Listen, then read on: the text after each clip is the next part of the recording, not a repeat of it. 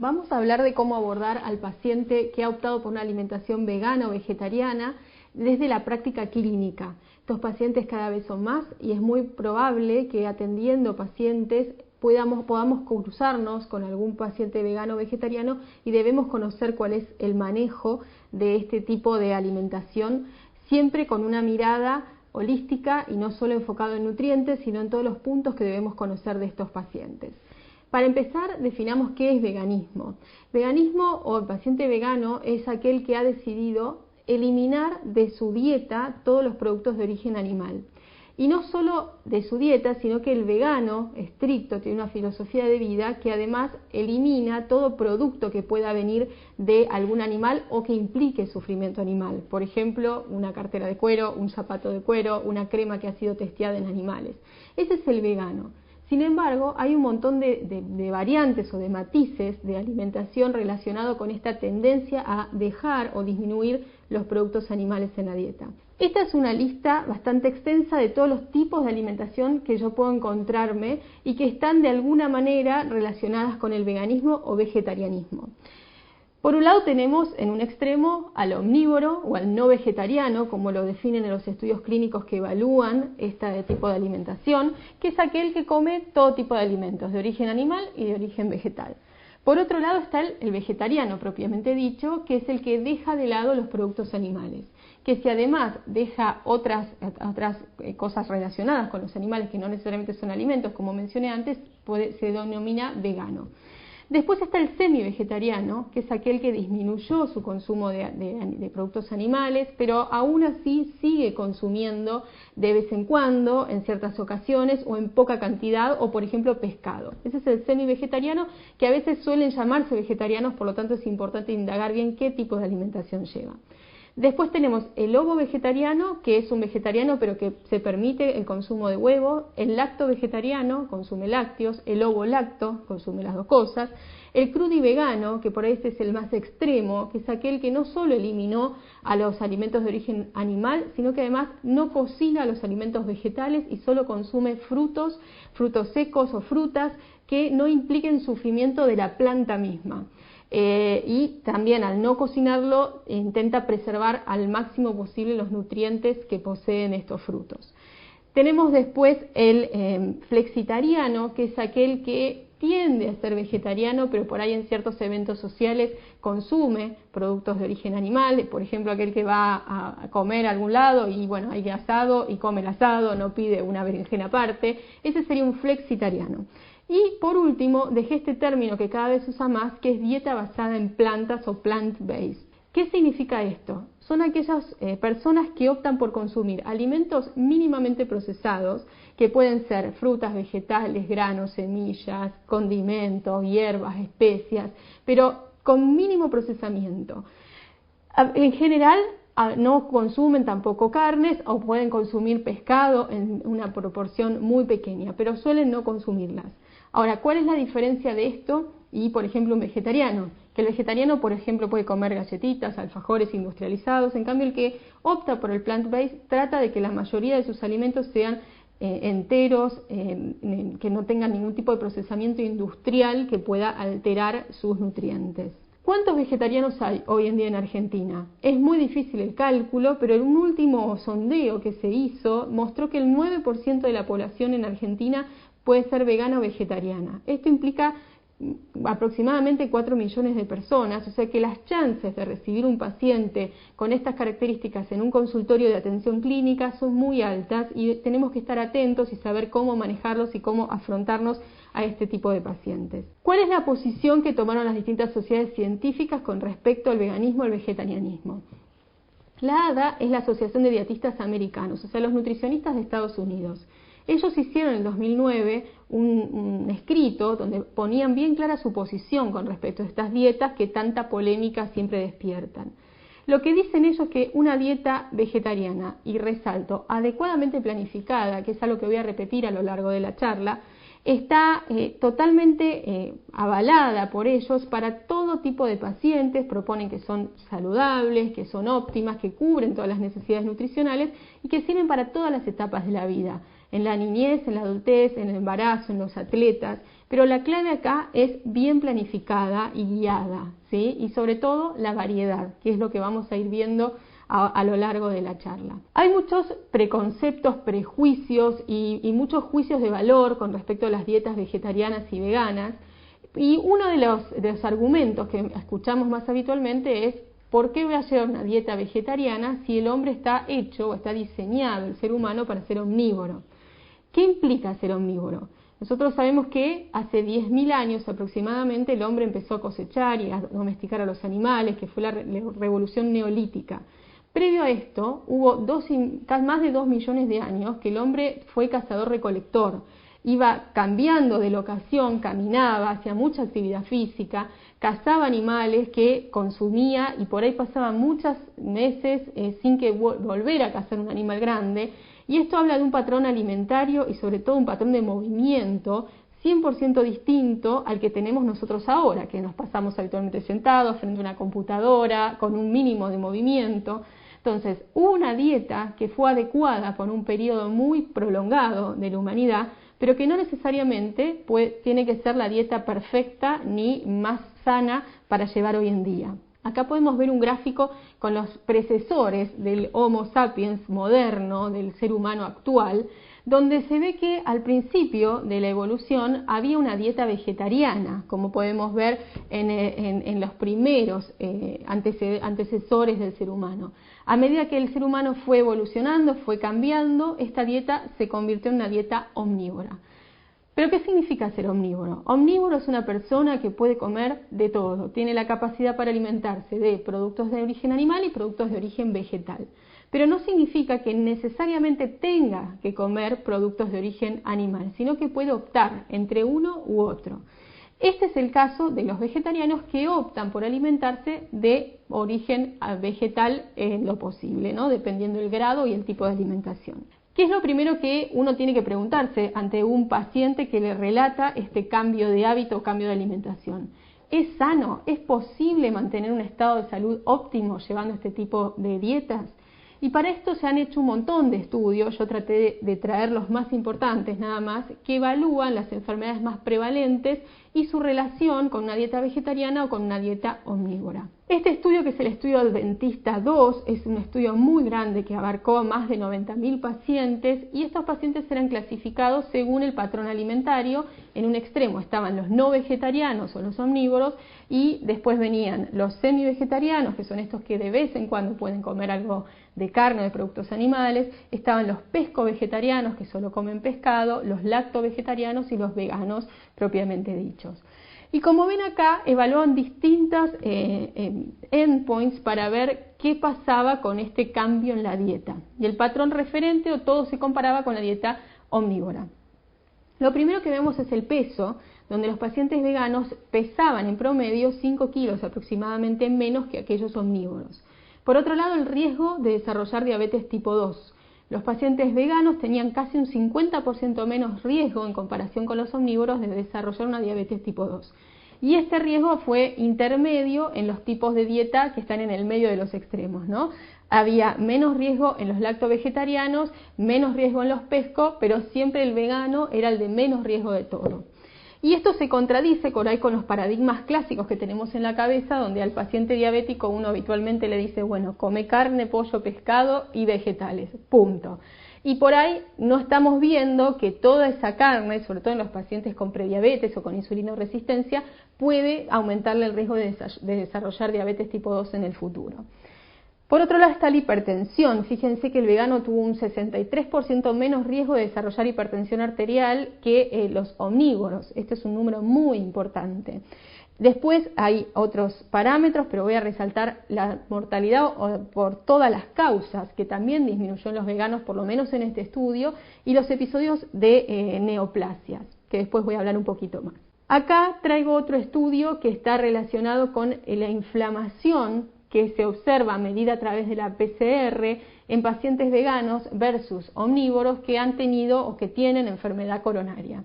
Y lo que podemos ver en este estudio, que es un estudio chico, pero hay varios estudios parecidos que evalúan lo mismo, es que aquellos pacientes que llevaban una dieta vegana tenían una PCR significativamente más baja, incluso en este estudio una LDL más baja, aunque la diferencia no fue significativa en relación a los pacientes omnívoros.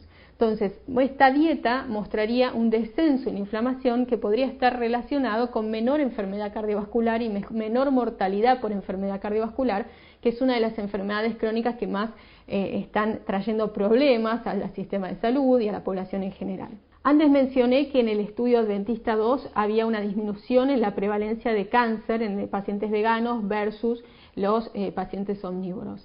Esto es un cuadrito que muestra la posición de la OMS en relación a las carnes rojas y específicamente a las carnes procesadas.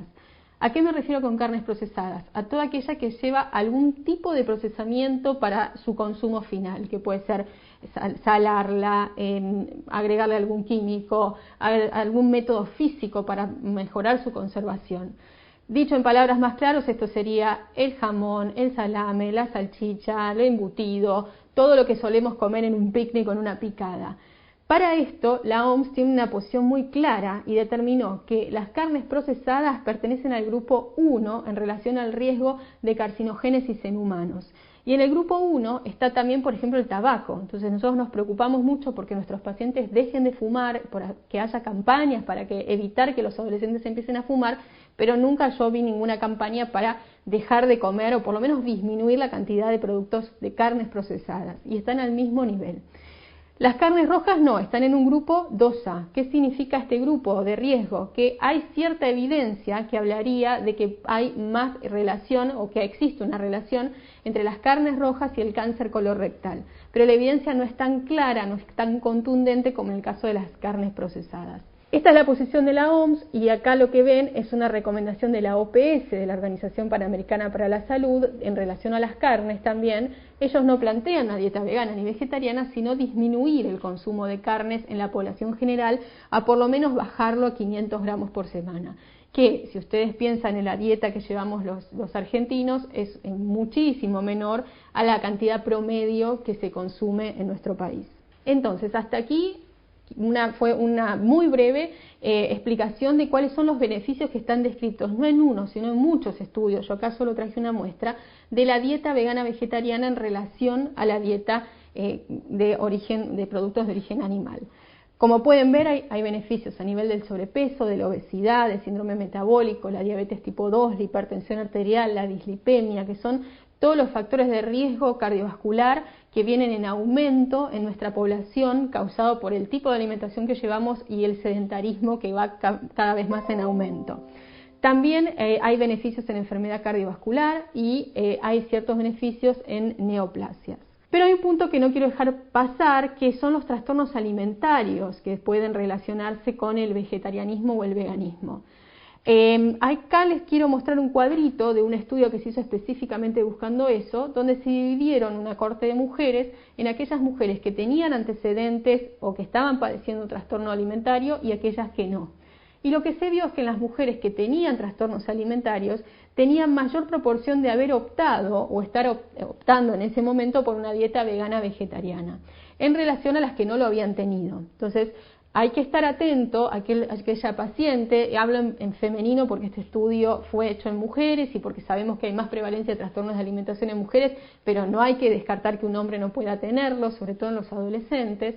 Hay más predisposición o más frecuencia de dietas veganas vegetarianas en estos pacientes que padecen esta patología.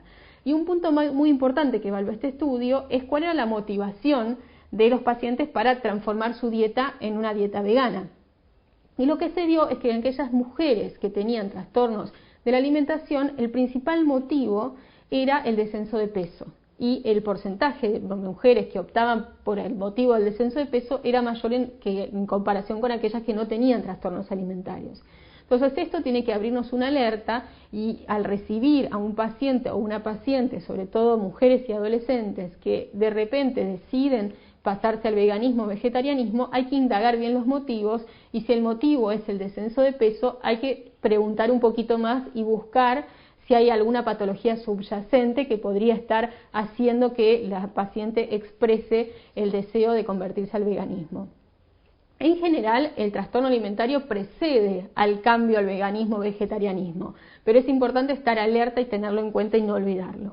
¿Cómo hacemos ahora el abordaje clínico cuando recibo al paciente en el consultorio? Primero, anamnesis.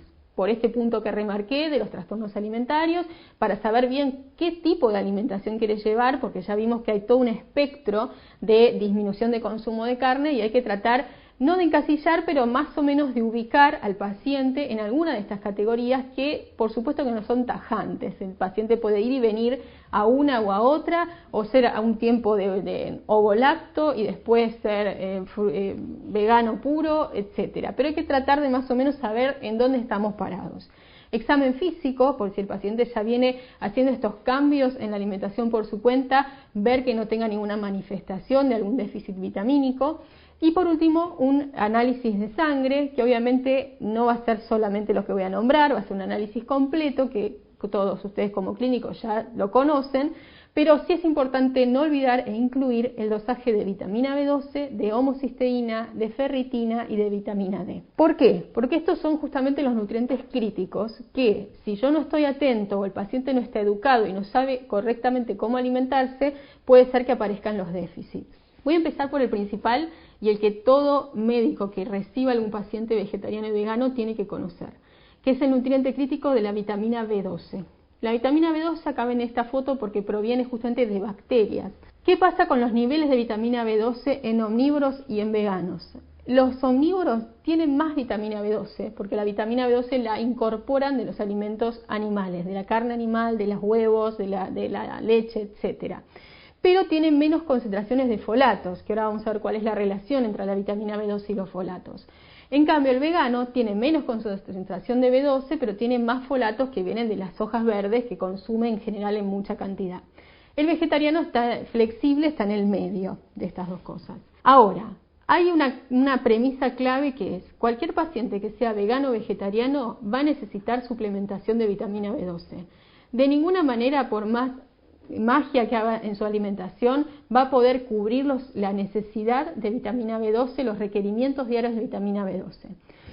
Yo cuando empecé a leer sobre este tema y me empecé a interesar, lo primero que me pregunté es, ¿cómo puede ser que uno esté recomendando o estudiando o haya gente que opte por una dieta que de por sí le falta un nutriente? O sea, evidentemente algo no encaja acá. Pero leyendo más y pensando un poquito por qué es este déficit de B12, encontré que ¿de dónde viene la B12? Los animales no son los creadores, por decir de una manera, de la B12, sino que son un transporte secundario. La B12 la generan las bacterias. El animal, la vaca, por ejemplo, al comer pasto, al tomar agua del arroyo, va incorporando estas bacterias que sintetizan B12, que se depositan en sus fibras musculares y yo después las ingiero. Es una fuente secundaria de B12. El vegetariano, al no consumir esta carne, la leche, el huevo, no ingiere esta B12.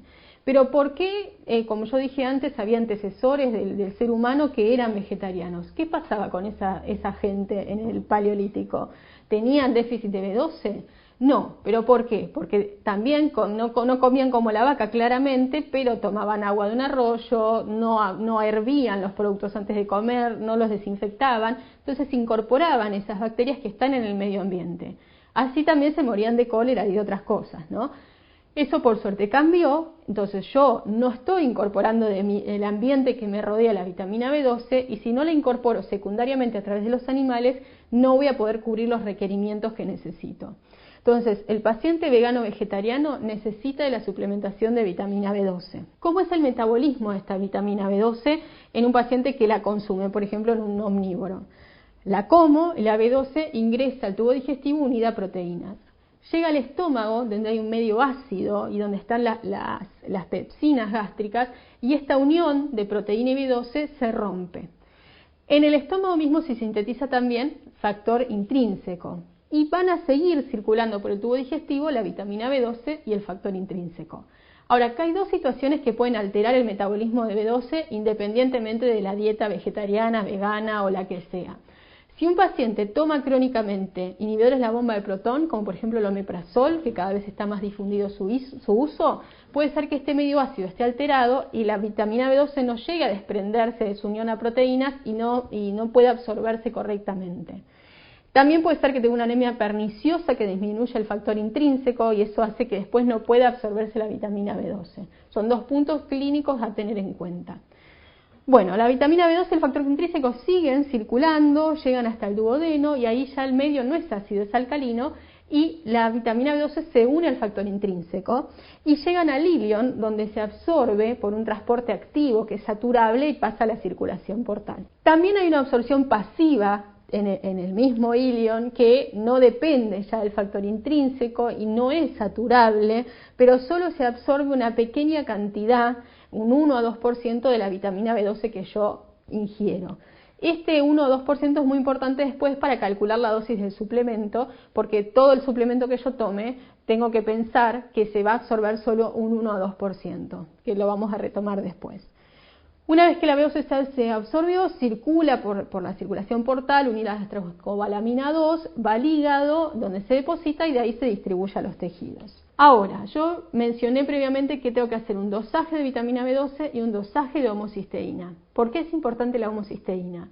Es una medida indirecta de cómo está el estatus de B12 y suele alterarse muy tempranamente. ¿Qué pasa con la homocisteína? La homocisteína se transforma en metionina por la metionina sintetasa, pero requiere de la B12 como cofactor. También se puede transformar en cisteína, pero requiere de la B6 como cofactor. Ahora, si yo no tengo B12, esta reacción enzimática de homocisteína a transformarse en metionina se ve disminuida y la homocisteína empieza a aumentar. Entonces, ni bien empiezo a tener déficit de B12, mi homocisteína va a estar elevada. ¿Qué tengo que hacer para bajar la homocisteína? Obviamente dar B12 y también puedo administrar B6 para que vaya por la otra vía y se transforme en cisteína y poder bajarla. ¿Y por qué tengo apuro en bajarla? Porque la homocisteína es una molécula que es procoagulante y proinflamatoria y está asociado a eventos cardiovasculares y a eventos ateroscleróticos. Entonces no es inocente, más allá de que sea una medida donde yo puedo determinar el estatus de B12, per se tengo que tratar de tenerla baja. Antes mencioné los folatos, cuál era la diferencia entre los folatos en vegetarianos, en veganos y en omnívoros. ¿Por qué es importante el estatus de folatos o administrar folatos? Recordarán todos que en la embarazada, en las primeras semanas, se suplementa con ácido fólico para evitar los defectos del cierre del tubo neural en el niño. Si yo no tengo vitamina B12, este ácido fólico que se administra en forma inactiva no puede activarse en el hígado a su forma activa, que es la que va a prevenir estos defectos en la embarazada o en el embarazo. La B12 justamente participa en esta activación. Entonces, si yo una embarazada me preocupo mucho y sobre todo hay mucho riesgo en las embarazadas vegetarianas, veganas que no consultan adecuadamente o a tiempo, si yo por más que le administre ácido fólico no le doy B12 también, ese ácido fólico no va a actuar. Entonces, es otro de los puntos donde actúa la B12 y por qué es tan importante complementarlo. ¿Cuáles son los valores de referencia? Cuando yo miro un análisis de sangre que le pedí un dosaje de vitamina B12, en general el rango que viene anotado en el del laboratorio como normal está desactualizado y suele ser menor a 230, 240, depende del laboratorio. El valor óptimo de B12 es que sea mayor a 400 picogramos mililitros. Por eso si yo no estoy al tanto de esto y pido un laboratorio, voy a ver el rango y me va a parecer normal, pero de 399 a 150 está normal a baja y menos de 150 picogramos mililitros ya es baja.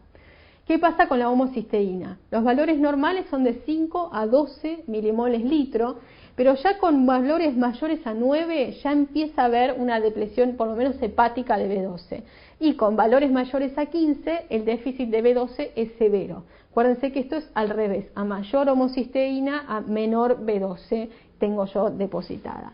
Entonces estos serán los valores que yo tengo que chequear en el paciente vegano o vegetariano. ¿Y por qué lo tengo que chequear ni bien lo recibo?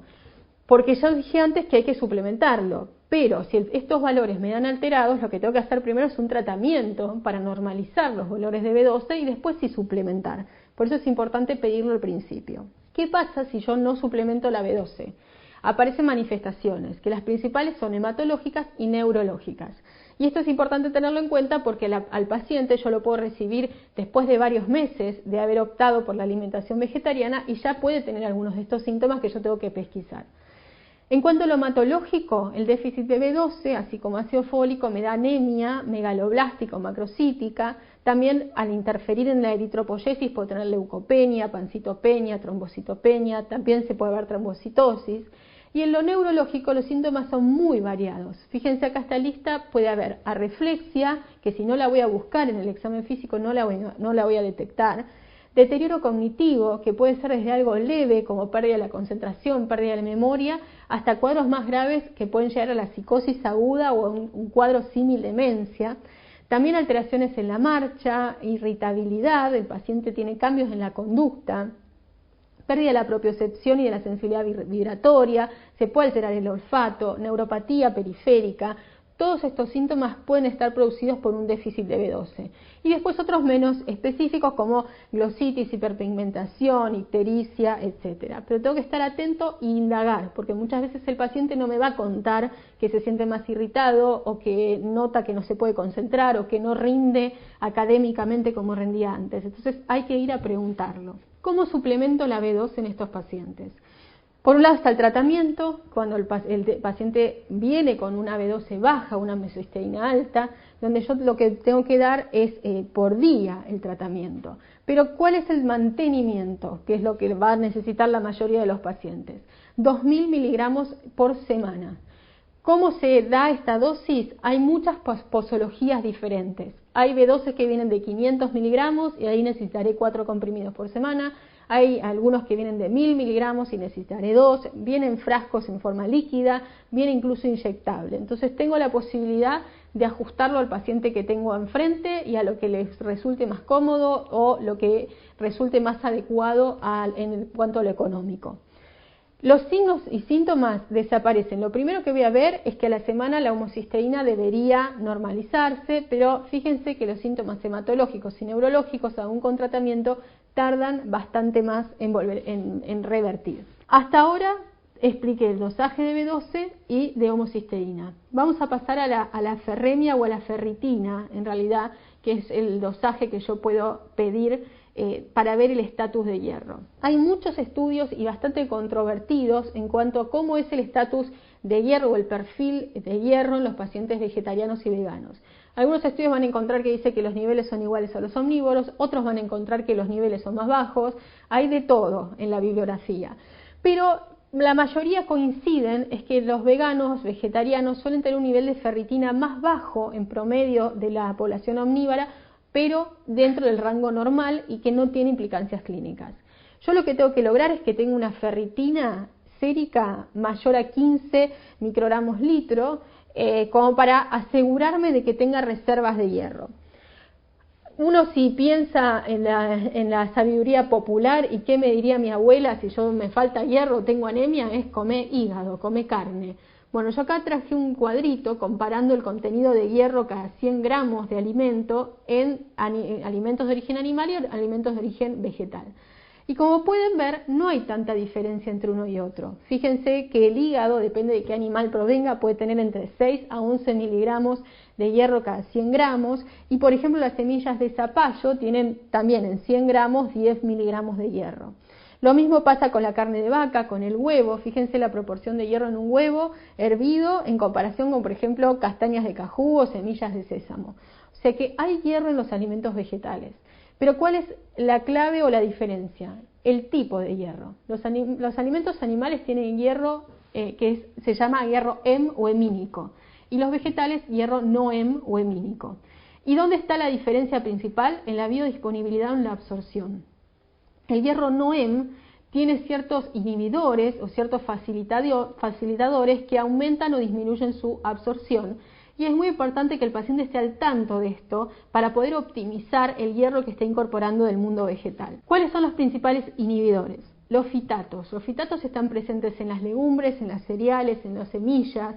¿Y qué puedo hacer yo para disminuirlos? Hay distintos procesos como ser el de remojo, el de fermentación, el de generar brotes, ¿sí? Todo eso hace que los fitatos disminuyan. Por eso si entra en la casa de un vegano seguramente va a tener un tarrito con agua, con alguna cereal, con alguna legumbre. Eso está haciendo que bajen los fitatos y pueda absorber mejor los nutrientes. También los polifenoles que están presentes en el té, en el café, en el vino tinto, en bebidas cola, como la Coca-Cola, todo eso disminuye la absorción del hierro no hem. Por eso se recomienda separarlo de la comida, no comer con Coca-Cola, no comer con vino y alejar el café, que tenemos esa costumbre tan arraigada de tomar un café después de la comida. Lo ideal es separarlo por unas horas para que no afecte la absorción del hierro NOEM. También el calcio pasa, por ejemplo, en los lacto-vegetarianos que comen con mucho queso, y el queso disminuye la absorción del hierro NOEM. Entonces también idealmente habría que separarlo. Ahora, ¿cuáles son los facilitadores? El principal es la vitamina C. Por 50 miligramos por comida, yo ya estoy subiendo 6 veces la absorción del hierro NOEM. Entonces sería ideal cambiar el vasito de vino tinto por un jugo de naranja. Así que varios no van a estar de acuerdo, pero eso aumenta muchísimo la absorción del hierro del mundo vegetal. También ciertos ácidos como el ácido cítrico, el málico, el láctico, todo eso aumenta la absorción del hierro, la vitamina A, las betacarotenos. Estos son los principales, pero hay varios tips que el paciente puede incorporar como hábitos, como el jugo de limón, el jugo de naranja en la comida, que va a hacer que su estatus de hierro sea mucho mejor. Por supuesto que tengo que tener especial cuidado con las mujeres en edad fértil, con sobre todo las adolescentes, para estar muy atrás de cómo es su estado de hierro y ver si necesitan suplementación. Pero suelen acomodarse con estos tips de alimentación. Otro de los nutrientes críticos, la vitamina D, que es la vitamina del sol, ¿sí? Porque se sintetiza justamente por exposición solar. Estos son los valores que yo veo cuando pido una determinación de vitamina D, donde menos de 20 habla de deficiencia, entre 20 y 30 insuficiencia y más de 30 son los niveles adecuados. Si nos dosamos, yo vivo en una ciudad, a todos mis vecinos seguramente los vamos a tener baja porque la exposición solar que tenemos los que vivimos en grandes ciudades es muy escasa por los edificios, por el tipo de trabajo, etcétera. Pero esto cambia en poblaciones más alejadas o poblaciones rurales. ¿Qué pasa con la vitamina D? ¿Cómo se metaboliza? Cuando yo me expongo al sol, mi propia piel genera vitamina D. Esa vitamina D va al hígado, donde se transforma a la 25-hidroxivitamina D, que es la que yo voy a dosar en sangre para determinar si está baja o no. Pero esta no es la vitamina D activa. Esa 25-hidroxi tiene que ir al riñón, donde se transforma en 1,25-dihidroxivitamina D, y ahí sí es la vitamina activa. O sea que para que la vitamina D haga efecto tiene que pasar por todos estos pasos y ninguno tiene que estar alterado. ¿Cuáles son las fuentes de vitamina D en los vegetarianos? Son pocas, lamentablemente. Una son los distintos tipos de hongos, pero tienen que estar expuestos al sol previo a su cosecha, no es algo que comamos muy habitualmente. En los lacto-ovo es más fácil porque existen productos lácteos fortificados con vitamina D, incluso existen huevos fortificados con vitamina D, pero al vegano se le hace más difícil. Entonces, sí o sí necesitamos que se exponga al sol en horario que se llama bancario, que es sin protector solar. Esto los dermatólogos, si me escucha alguno me va a querer matar, pero es la forma de que se sintetice vitamina D. Y hay ciertos factores que la alteran esta síntesis. Una es el color de piel, cuanto más oscura es la piel, menos es la síntesis. La edad, a mayor edad, menos vitamina D. El protector solar, ya con un factor de protección 8, la vitamina baja. La polución, por eso les decía también que en las ciudades es difícil sintetizar vitamina D. Y la altitud, por latitudes menos de 30 es más complicado y más riesgo de déficit. ¿Cómo es el estatus de la vitamina D en los vegetarianos? Tienen valores o ingestas en general más bajas, por supuesto, porque tienen muy limitadas las fuentes de vitamina D. Hay un estudio que se llama EPIC Oxford que mostró que los vegetarianos consumían menos vitamina D que los omnívoros y fue menor aún en veganos. Pero uno siempre que habla de vitamina D piensa en la salud ósea. Por suerte, los vegetarianos y veganos consumen otros alimentos que favorecen a la salud ósea en general y no se vio en distintos estudios mayor riesgo de fracturas en aquellos pacientes vegetarianos o veganos, aún con niveles un poquito más bajos o aún ingiriendo menos vitamina D. Hay distintos suplementos por si el paciente no está expuesto al sol, no llega al requerimiento o tiene déficit en el dosaje que yo le hago de laboratorio, y puedo suplementarlo con dos, vitamina D3 y vitamina B2. Sin embargo, la única que es apta para veganos es la vitamina D2. La vitamina D3, que es la que más comúnmente se usa para suplementar o para hacer tratamiento del déficit de la vitamina D, proviene de una glándula sudorípara de la oveja. Entonces los pacientes veganos estrictos no quieren consumirla y tienen que usar la vitamina D2, que es el ergocalciferol. Hay controversias en cuanto a si es igual de efectiva la de 2 en relación a la de 3 a dosis altas, pero en veganos esta es la opción para suplementarlo. Hasta aquí los nutrientes críticos que yo considero que son los más importantes a tener en cuenta, tener en la cabeza cuando uno se enfrenta a un paciente vegano o vegetariano. Vitamina B12, homocisteína, ferremia o ferritina, vitamina D. Ahora, ¿qué pasa con las famosas proteínas? Porque se han dado cuenta que yo no nombré nunca las proteínas, sin embargo, cuando uno le pregunta a cualquier persona cuál es el problema con los vegetarianos, la mayoría puede llegar a responder no les alcanzan las proteínas. Entonces quiero decir unas palabritas acá y hay muchos estudios sobre esto y acá les vuelvo de nuevo a el estudio Adventista 2, donde muestra la ingesta de los distintos colores, son el espectro de dietas desde el omnívoro hasta el vegano, donde muestra que las proteínas, la cantidad de proteínas que ingieren estas personas son similares indistintamente del tipo de dieta. Obviamente que el vegano vegetariano va a tener más proteínas provenientes de alimentos vegetales en relación con el omnívoro, que va a tener más proteínas del mundo animal, pero la cantidad es prácticamente la misma. Ahora, no solo es cantidad, sino calidad. Entonces, ¿qué pasa con la calidad de estas proteínas que ingieren los veganos vegetarianos? ¿Cuál es el problema con las proteínas? No es la proteína en sí, sino los aminoácidos esenciales. Hay una lista de aminoácidos que yo necesito sí o sí incorporar de la dieta porque el cuerpo no puede sintetizarlo, y estos son los aminoácidos esenciales. En los alimentos de origen animal encuentro todos estos aminoácidos esenciales, pero lo que hay que saber es que en ciertos alimentos vegetales también están todos los aminoácidos esenciales, como la quinoa, como el amaranto, como la soja. Entonces, no es cierto que las proteínas de origen vegetal no tienen todos los aminoácidos esenciales. Lo que sí pasa es que algunos alimentos de origen vegetal tienen menos proporción de estos aminoácidos esenciales en relación a la carne. Por ejemplo, en el caso de los cereales, como sería el arroz, tiene baja proporción de lisina, y en el caso de las legumbres tiene baja proporción de metionina.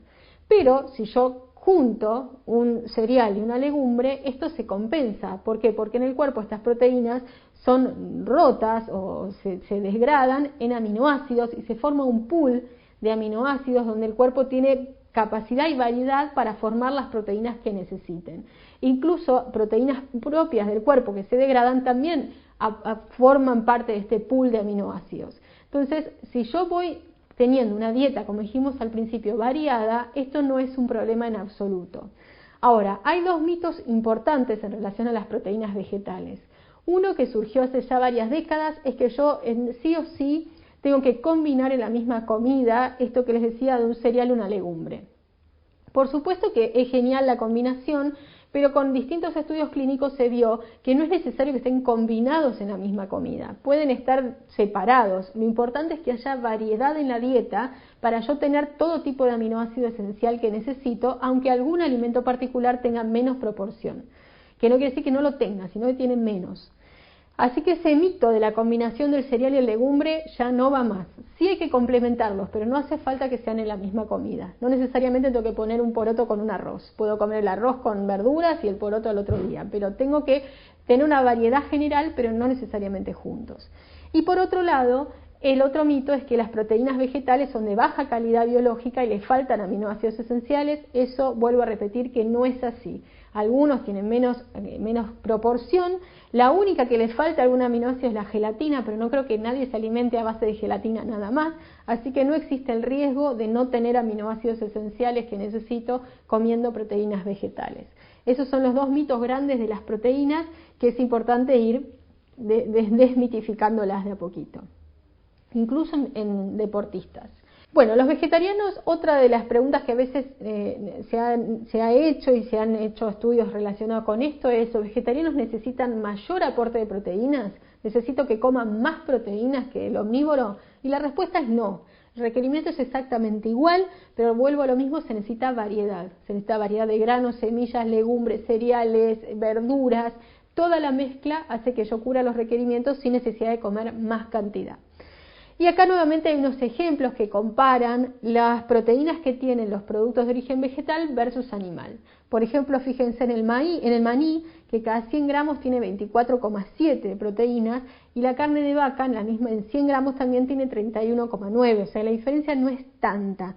Fíjense, las almendras tiene 20 y la carne de pollo tiene 29.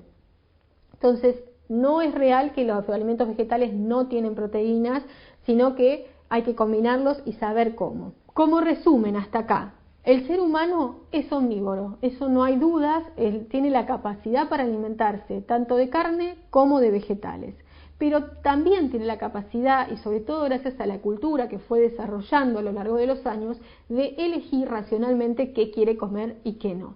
Y uno como médico tiene que estar atento, tiene que poder escuchar al paciente, comprenderlo, ayudarlo y guiarlo en la elección que el paciente haga, con la seguridad de que no está perjudicando su salud si planifica y es educado en una dieta vegetariana y vegana, que obviamente con el seguimiento clínico y con el seguimiento de una nutricionista idealmente también. Hay varios tipos de dietas vegetarianas, no hay una, no hay muchos, un espectro muy grande que el paciente puede colocarse en alguna categoría o no, variar, ir de una a otra, y para esto es fundamental la anamnesis, la evaluación clínica, el control clínico a lo largo del tiempo, la educación, dedicarle tiempo al que el paciente entienda qué está comiendo, qué no, qué tiene que comer más, qué tiene que comer menos, y el seguimiento a largo plazo es fundamental. Hay mucho mito, mucho prejuicio alrededor de esta alimentación, no solo del paciente, sino del médico también, que puede predisponerse mal ante una situación que le es desconocida, como el veganismo, y hay que indagar y tratar entre los dos de llegar a acuerdos, de llegar a puntos en común, como por ejemplo la suplementación de la vitamina B12, y con el paciente ir a lo largo del tiempo adecuando la alimentación a lo que le haga mejor. La suplementación de B12, como dije, es indiscutida, no hay paciente vegano que haya descubierto algo raro y pueda a través de los vegetales tener los valores de B12 que se requieren, hay que suplementarlo. Y esto es importante que quede claro para los pacientes, que si no se suplementa puede tener consecuencias y graves. Es importante mejorar la absorción del hierro NOEM, conocer qué tips puedo yo cambiar o qué hábitos puedo incorporar para que la absorción del hierro sea mayor, y necesito exposición solar para tener vitamina B12, y si no, se puede suplementar. Hay que desmitificar a las pobres proteínas, no hace falta comer carne. Si yo quiero correr más fuerte o hacer gimnasia o lo que sea, puedo tenerlas del mundo vegetal. Incluso hay un montón de atletas de alto rendimiento que son veganos y que no tienen ningún tipo de inconveniente. Así que teniendo estos puntos en la cabeza cuando uno se enfrenta a un paciente de estas características, creo que uno puede estar de acuerdo, puede gustarle o no, pero puede ayudarlo a que su alimentación sea cada vez mejor y que pueda adquirir esos beneficios en salud que están descritos en tantos estudios en la alimentación vegana o vegetariana. Muchas gracias. O no olvidemos planificar vitamina B12 y variedad.